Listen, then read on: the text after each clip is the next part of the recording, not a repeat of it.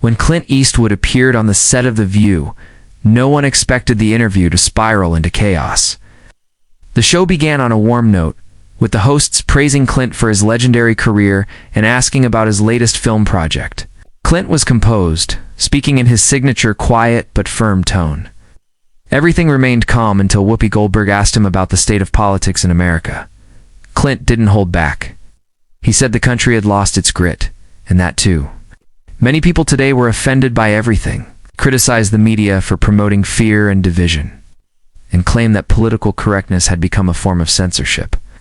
Joy Behar interrupted, calling his views outdated and borderline offensive. Clint calmly responded that he wasn't afraid to speak the truth, even if it made people uncomfortable. Tension grew. What had started as a typical celebrity interview was quickly turning into something far more intense. Sunny Hostin chimed in, saying there was a difference between speaking truth and being insensitive. Clint looked directly at her and said the show only respected voices that echoed its own beliefs. The comment struck a nerve. The audience reacted with a mix of gasps and applause. Clint continued, accusing The View of creating a bubble where only one type of opinion was allowed to exist. He said America had become afraid of honest conversation and that people were too eager to label dissenting opinions as harmful. Joy scoffed and said, Clint sounded like a man stuck in a time that no longer existed. Clint didn't flinch. Said maybe it's time someone reminded people what courage sounds like. Whoopi tried to calm things down, but the conversation had already taken a sharp turn. No one was holding back. The atmosphere on set had gone from lighthearted to combative in just minutes. Clint leaned forward, eyes sharp, and said, You can't call yourselves open-minded if you shut down everyone who disagrees with you. Sunny tried to interject, but he went on criticizing what he called the tyranny of safe spaces. He claimed America had traded resilience for hypersensitivity. Joy rolled her eyes, saying, Please, not another freedom of speech martyr. Clint replied, That's exactly what I mean. You ridicule anyone who doesn't talk like you. The audience was split, some applauding, others visibly uncomfortable. Whoopi again attempted to redirect the discussion back to Clint's film career, but he wasn't done. He said the entertainment industry had become a tool of groupthink, and people who dared to speak differently were cast out. You preach diversity, but not when it comes to thought, he said. The tension was now undeniable. Even the production crew was looking uneasy.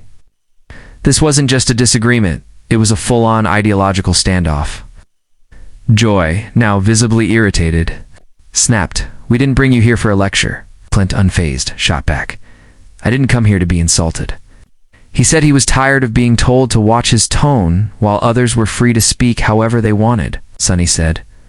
Respect isn't optional, Clint. He responded, Neither is honesty. Whoopi asked the producers for a break, but Clint continued. This is exactly the kind of silencing I'm talking about, he said. He accused the show of using politeness as a shield to avoid difficult truths. Joy sarcastically said, Well, thanks for the sermon. Clint smirked and replied, No sermon, just facts. It was clear the conversation had gone beyond recovery. The show was spiraling out of control, and Clint had no intention of backing down. The crew began signaling behind the scenes, and the audience was buzzing with whispers and awkward laughter. After the commercial break, Clint returned to his seat, arms folded, his expression hard. Joy tried steering the conversation back to his film, but Clint refused. You don't want to talk about the film, he said. You want to paint me as a relic? Whoopi warned, This isn't a platform for political rants. Clint answered, Then maybe you should stop inviting people with opinions. The audience stirred again. Sunny asked if he thought this kind of approach helped anything. Clint replied, Maybe not. But lies never help either, Joy muttered. It's like talking to a wall, Clint said. That wall's been standing longer than most of your ideas. That line drew gasps. One of the producers moved in closer, clearly trying to gauge whether to cut the segment short. Clint noticed and stood up. You don't want a guest. You want a mascot for your message? The tension peaked. Clint removed his mic and stared straight into the camera. This is what censorship looks like, he said. Speak the wrong opinion, and they show you the door. Whoopi tried once more to de-escalate. No one's censoring you, Clint. We just ask for respect. Clint laughed coldly. Respect's a two-way street. Doesn't seem like I'm getting any. Joy, now fed up, said, if you don't like it here, leave. Clint replied calmly, that's the first sensible thing you've said today. He turned to the audience and said, think for yourselves. Don't let shows like this decide what's acceptable. Security moved discreetly toward the edge of the set, but Clint was already walking off. Producer tried to intercept him, whispering something out of frame, but Clint didn't stop. He turned around just once more and said, good luck with your echo chamber. With that, he was gone. The hosts were left scrambling. Opie quickly apologized to the audience, saying, that got out of hand, folks. We value dialogue, but it has to be respectful.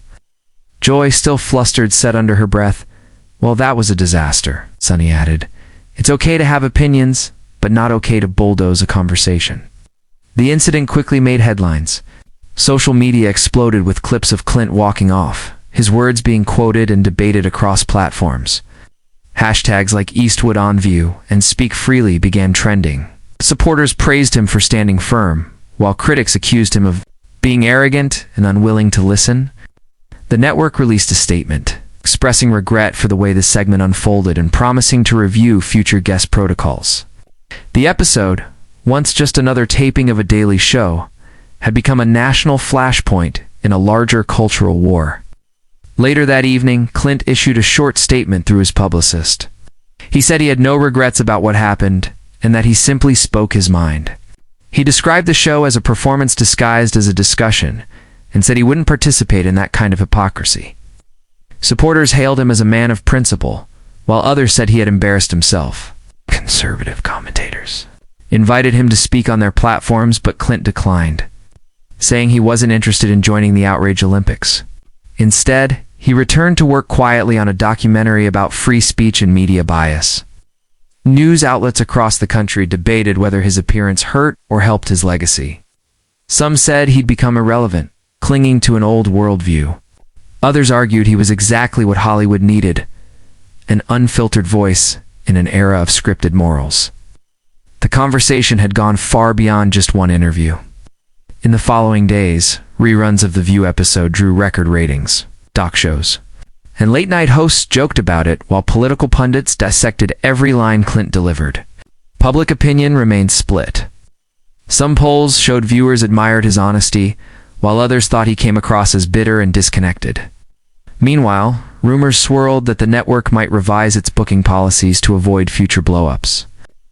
Clint, however, remained largely silent.